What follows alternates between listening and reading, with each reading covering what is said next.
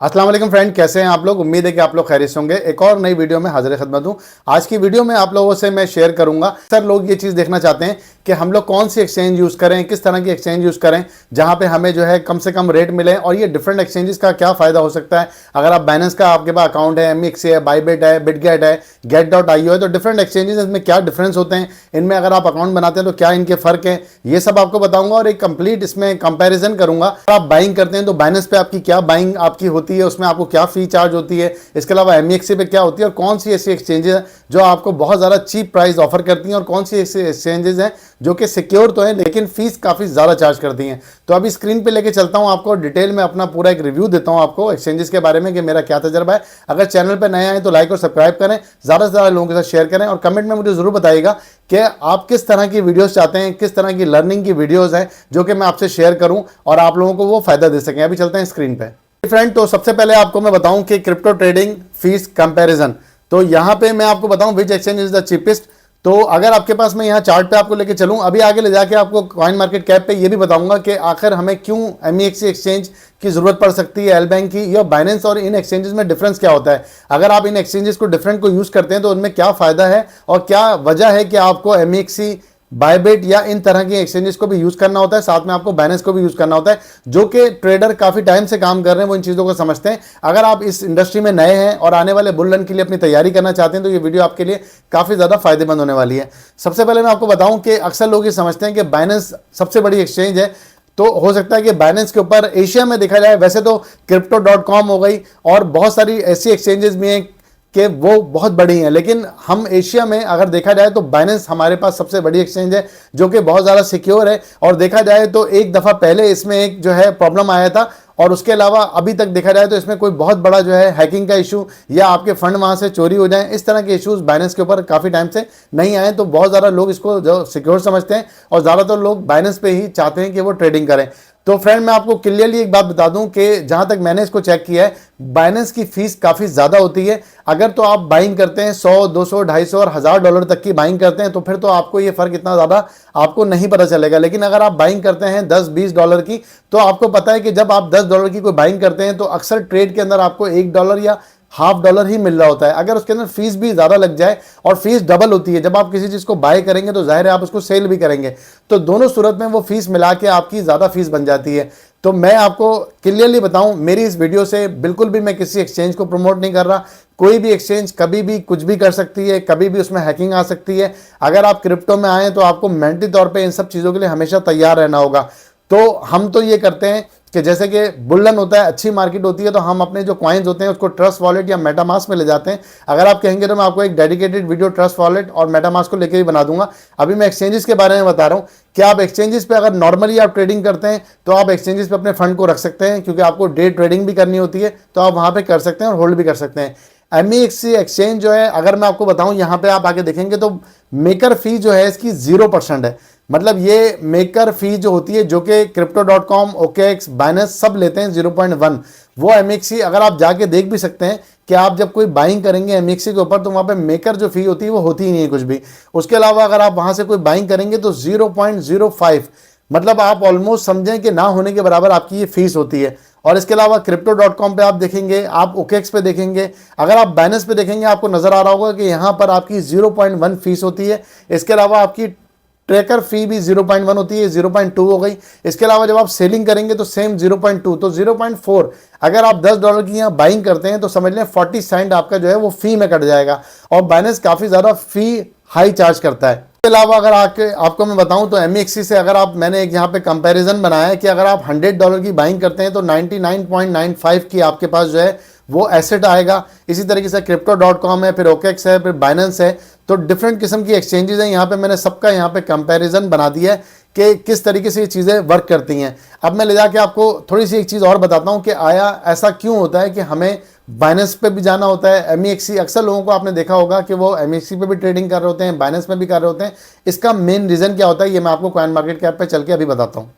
जी friend, तो ये हम आ गए कॉइन मार्केट कैप पे। अब देखें, कॉइन मार्केट कैप पे आप आएंगे तो आपको सुई, सोलाना, जो बड़े बड़े प्रोजेक्ट हैं जिनके बहुत ज़्यादा हाई मार्केट कैप होते हैं। फॉर एग्जांपल अगर मैं यहाँ आके आपको दिखाता हूँ, यहाँ पे केक कॉइन जो कि बाइनेंस का अपना कॉइन है, अगर मैं आपको आके दिखाऊंगा तो इस वक्त जो बेयर मार्केट चल रही है, सिचुएशन इतनी ज़्यादा ख़राब है, अभी भी आपको इसमें वॉल्यूम जो मिल रहा है $127 मिलियन का मिल रहा है।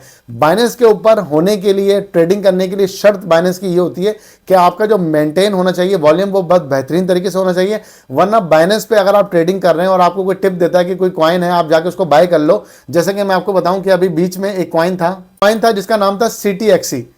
तो CTXE को आप जाके देखेंगे तो ये कॉइन चल रहा था एक बड़े ज़बरदस्त प्राइस के ऊपर, और इसके बाद इसके अंदर क्या हुआ कि बाइनेंस की तरफ से एक न्यूज़ आई कि बाइनेंस इसको जो है डीलिस्ट करने वाला है, और वो डीलिस्ट की न्यूज़ जो आई उसके बाद ये इतनी बुरी तरीके से नीचे गिरा, और गिरने के बाद इसके अंदर इतनी ज़बरदस्त किस्म की मैनिपुलेशन हुई कि लोग यहाँ पे इसको सेल करके बैठ गए।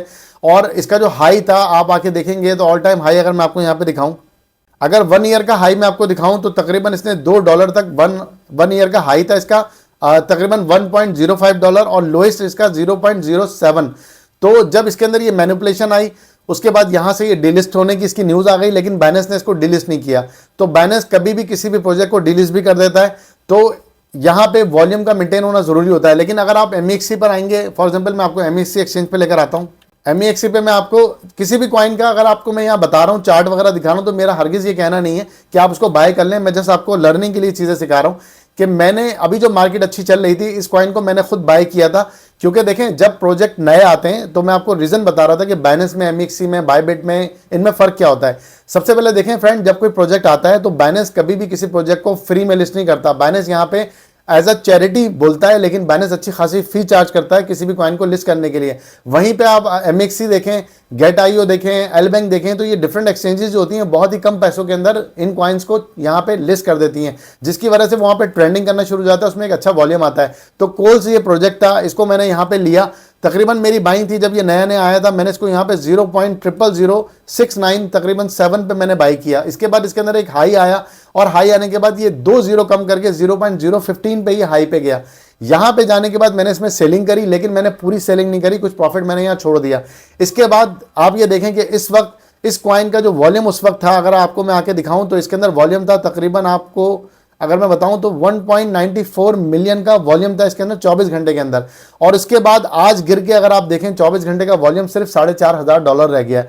तो ये जो एक्सचेंजेस होती हैं MEXC वगैरह, ये बहुत ही लो कैप के जो मार्केट कैप के प्रोजेक्ट होते हैं वो आपको यहाँ मिल जाते हैं। ज़रूरी नहीं है कि आपको वही मिले, आपको यहाँ पे अच्छे प्रोजेक्ट भी मिल जाते हैं। अगर आप यहाँ पे जाके ढूंढना चाहें, अगर आप यहाँ पे BNB ढूंढेंगे तो आपको यहाँ पे BNB भी मिल जाएगा। अगर आप BNB को ढूंढना चाहें, फॉर एग्जाम्पल मैंने BNB पे क्लिक करा, साथ में अगर मैं मार्केट पे क्लिक करूंगा तो यहाँ पे वो तमाम एक्सचेंजेस आ जाएंगी। आप कॉइन मार्केट कैप पे हैं, कॉइन मार्केट कैप पे क्लिक करने के बाद आप किसी भी प्रोजेक्ट को फाइंड करेंगे, मार्केट पे क्लिक करेंगे, आपके सामने ये एक्सचेंजेस आ जाएंगी। बाइनेंस आ गया, बायबिट आ गया, OKX, Bitget, MEXC, get.io, KuCoin, ये सारी एक्सचेंजेस आ गई। तो ये एक्सचेंजेस यहाँ पे आपको यहाँ पे नज़र आ जाती हैं। अब होता ये है कि जो भी बड़े प्रोजेक्ट है वो आपको MEXC पे मिलेंगे, लेकिन जब कोई नया प्रोजेक्ट आ रहा है, फॉर एग्जांपल किसी प्रोजेक्ट ने अभी स्टार्ट किया है, अगर कोई आउटलेट भी आप दुनिया में देखते हैं किसी भी, आप चाहे वो किसी कपड़े की दुकान को देख लें या कोई आप फूड शॉप देख लें, तो आपको पहले वो लो एरिया में नजर आएगी, फिर वो जैसे जैसे तरक्की करना शुरू करेंगे तो वो फिर बड़ी एरिया में मूव हो जाएंगे। ऐसे ही एक्सचेंजेस होती हैं, पहले ये छोटी एक्सचेंजेस पे होते हैं, जब इनके पास फंड इकट्ठा हो जाता है, अच्छा पैसा बन जाता है, फिर ये बड़ी एक्सचेंजेस पे जाते हैं, अपनी यूटिलिटीज लेकर आते हैं, अपने वॉल्यूम को लेकर आते हैं। तो इस तरीके से ये आगे जाके तरक्की करते हैं। अगर आप MEXC एक्सचेंज को यूज़ करें, आप बायबिट को यूज़ करें, तो आपको लो कॉइन जो होते हैं, लो मार्केट कैप वाले, लेकिन ये लो मार्केट कैप वाले कॉइन जो होते हैं, फॉर एग्जांपल मैं आपको यहाँ पे अगर मिसाल दूं, अभी जैसे कि मैं कोल्स की दे रहा था, तो मैंने आपको, आप अंदाज़ा करें कि ये प्रोजेक्ट उस वक्त इतना अच्छा चल रहा था कि मैंने इसमें तकरीबन मोर देन $1,000 तक की भी बाइंग की हुई थी, क्योंकि मार्केट का एक अप ट्रेंड चल रहा था, मार्केट बहुत अच्छे मूव में चल रही थी।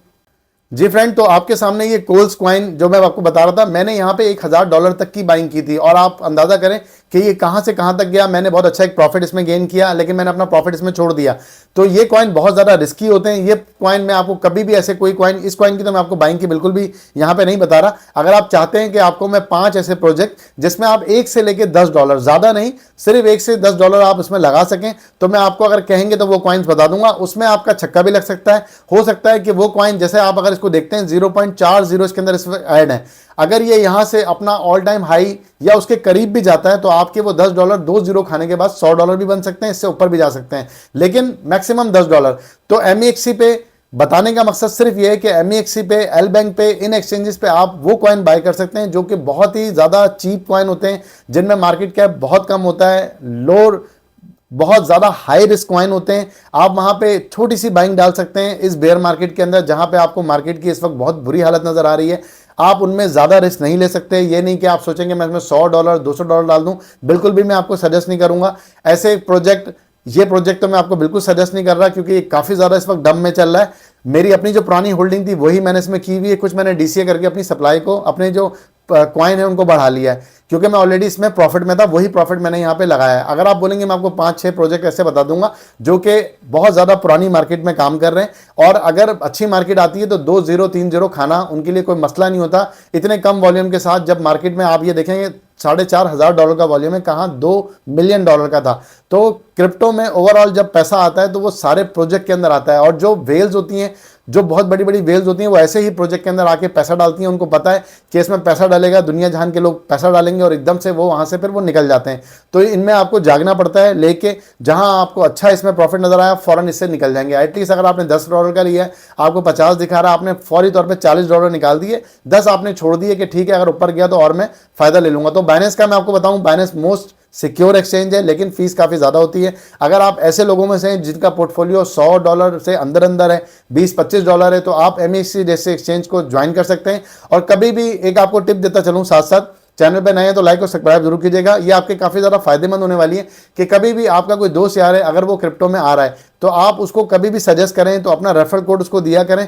अगर वो आपके रेफरल कोड से MEXC, OKX कोई भी अकाउंट बनाता है, वैसे भी काम तो उसने करना ही था, अगर वो करता है और आपके रेफरल से ज्वाइन करता है, तो जो भी वो बाइंग करेगा उसमें कुछ ना कुछ परसेंटेज भी आपको मिलती है। और उसके अलावा जाहिर है आप उसको गाइड करते हैं तो आपको एज अ रिवॉर्ड वो चीज़ मिलती है, अगर वो करने में इंटरेस्टेड हो। ये नहीं कि आप उसको इसीलिए करवाएं कि ठीक है वो आपके रेफरल से ज्वाइन कर लेगा और वो ना सीखा हुआ और वो नुकसान करके बैठ जाए। तो कभी किसी का नुकसान नहीं करें। हमेशा जो भी ज्वाइन करता है उसको पहले कहें कि ये बहुत ज़्यादा रिस्की मार्केट है, यहाँ पे वही पैसा लगाना है जो आपके लिए ऐसा पैसा हो कि अगर वो आपका चला जाए तो आपको गम ना हो। मैं हमेशा ये वार्निंग जरूर आप लोगों को देता हूँ। अगर चैनल पे नए हैं तो लाइक और सब्सक्राइब लाजमी कीजिएगा। मुझे जरूर बताइएगा आपको ये कंपैरिजन मेरा कैसा लगा और किस तरह की वीडियोस आप चाहते हैं कि मैं आपसे शेयर करूँ। Thank you for watching my videos. अल्लाह हाफिज़।